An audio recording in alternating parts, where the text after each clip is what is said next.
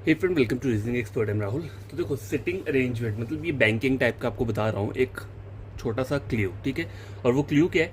देखो, vacant space का एक क्वेश्चन रहता है सिटिंग अरेंजमेंट में, ये आता है।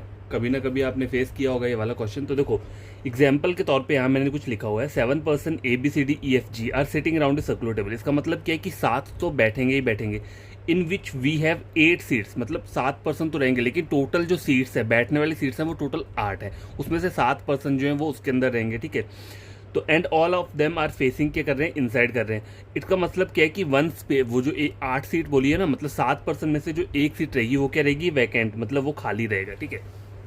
पॉसिबिलिटी क्या रहती है? देखो, आपको जब भी 7 पर्सन बोला है और उसमें एक ऐसा करके बोला है कि उसमें एक वैकेंट सीट है, कि टोटल नंबर ऑफ पर्सन कितने बैठे हैं? 8 बैठे हैं, उसमें एक वैकेंट सीट भी दिया हुआ है। तो आपको 8 को ड्रॉ करना है। देखो, यहाँ लिखा हुआ है विच हैव 8 सीट। अगर मान लो यहाँ पे अगर 8 सीट्स नहीं दिया हुआ है, तब भी आपको क्या करना पड़ेगा?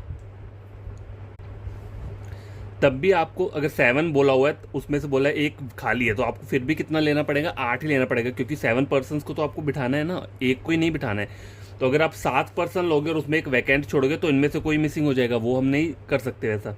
अब पॉसिबिलिटी क्या रहती है? देखो, एग्जाम्पल देखो, यहाँ पे लिखा है there are 2 person between A and B, ठीक है। अगर मुझे A और B के बीच में 2 पर्सन को ड्रॉ करना है तो मैं सिंपल कैसे कर सकता हूँ? एक तो पॉसिबिलिटी ये हो सकती है A और B के बीच में, ठीक है। दूसरी पॉसिबिलिटी क्या हो सकती है? देखो, मैं ड्रॉ करता हूँ यहाँ पे 1 2 3 4 5 6 7 8। एक तो ये हो सकता है कि ए और बी के बीच में 2 पर्सन बैठे हैं, और वो कौन हो सकते हैं? इन्हीं में से कोई हो सकते हैं। या फिर एक क्या हो सकता है कि ए और बी के बीच में क्या बैठे हैं? 3 पर्सन बैठे हैं। 3 पर्सन बैठे हैं, मतलब उनमें से 2 जो होंगे वो यहीं के होंगे, और एक क्या रहेगा? वो वैकेंट रहेगा, एक मतलब खाली रहेगा, ठीक है। तो ये 2 पॉसिबिलिटी रहती हैं, हमेशा याद रखना ये।